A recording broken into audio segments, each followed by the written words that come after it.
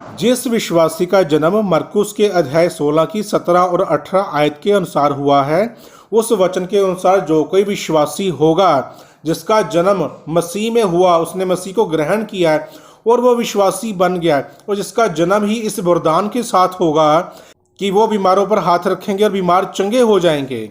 तो जिसका जन्म इस वचन के अनुसार, इस वरदान के अनुसार हुआ है, और वो विश्वासी जब एक पादरी, एक सेवक बनता है, तो फिर उसके अंदर जो वो गुण था, जो वो उसके अंदर काम था, जो उसके अंदर वो चिन्ह था, क्या वो कम होना चाहिए या बढ़ना चाहिए या खत्म हो जाना चाहिए?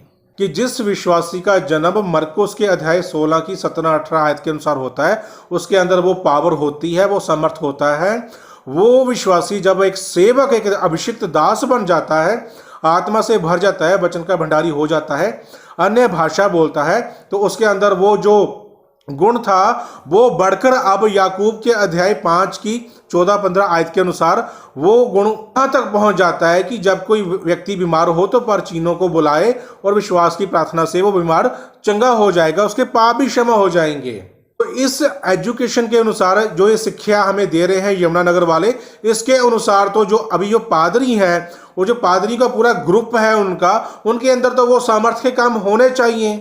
पर जब हम उनके साथ चलते हैं, जब हमने उनके साथ चल के देखा, उन्होंने जितने भी हम बीमार लोगों के घर गए, वहां पे उन्होंने सिर्फ लाजर की कथा ही सुनाई और कोई बीमार चंगा नहीं हुआ, और 2-3 लोग तो मर भी गए। तो मेरे जैसा बंदा वो सोचता है कि इन पादरी के अंदर क्या आत्मा काम करती है। ये तो हमें सिखाती है भी आप तो विश्वासी नहीं हो क्योंकि आपके अंदर चिन्ह नहीं है। तो हम इस बात को मान लेते हैं कि ठीक है, हमारे अंदर चिन्ह नहीं है, हम विश्वासी नहीं है। तो उनके अंदर तो चिन्ह है ना, वो तो विश्वासी हैं, आत्मा से भरे हुए हैं। वो जब पैदा ही हुए थे, मसीह में विश्वास में आए थे, तो वो इन चिन्हों को, इन समर्थ के कामों को लेकर आए थे।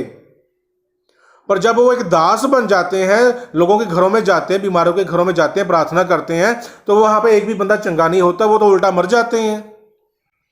जबकि वो गुण उनके अंदर बढ़कर जो याकूब जो लिखता है वो होना चाहिए उनके अंदर।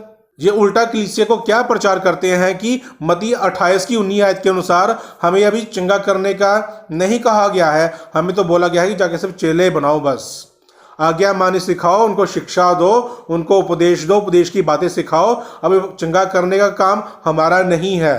जब हमारा जन्म ही, हम विश्वासियों का जन्म ही एक चमत्कार के साथ, एक चिन्ह के साथ, एक सामर्थ्य के साथ हुआ है, तो वो हमारी सामर्थ्य कहां पर गई? अब याकूब वाला वचन क्यों नहीं पूरा हो रहा हमारे जीवन में?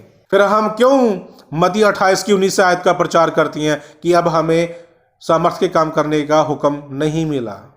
इसके पीछे बहुत बड़ा कारण है, बहुत बड़ा कारण है इसके पीछे। वो कारण अंधभक्तों को समझ में नहीं आएगा कि आज मैं और तुम सब लोग वो काम क्यों नहीं कर पा रहे हो।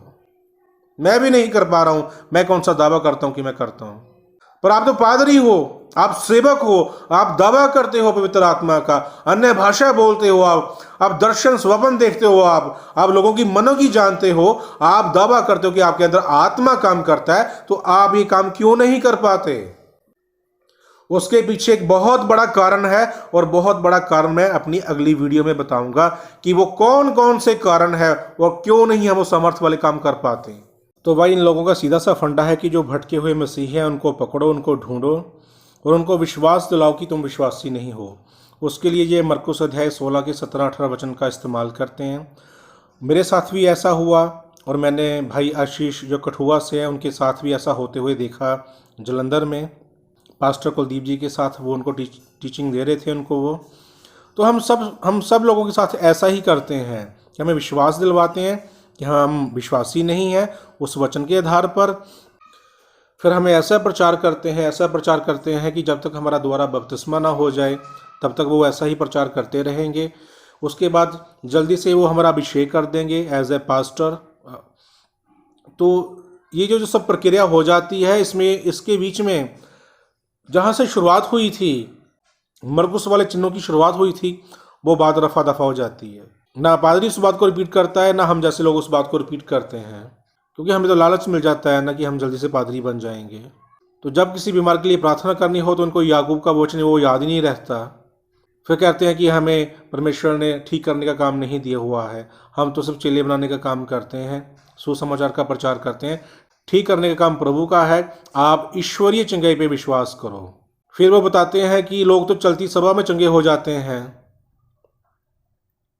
एम शमूल के समय में ऐसे होता था कि चलती सभा में लोग चंगे हो जाते थे। बाइबल में ऐसा कोई भी रेफरेंस नहीं है कि जो चलती सभा में चंगा हो गया। सब लोग यीशु मसीह के पास आए, यीशु मसीह उनके पास गया, सब लोग चेलों के पास आए या चेले उनके पास गए। चलती सभा में कोई चंगा नहीं हुआ, ऐसा कोई रेफरेंस नहीं है बाइबल में।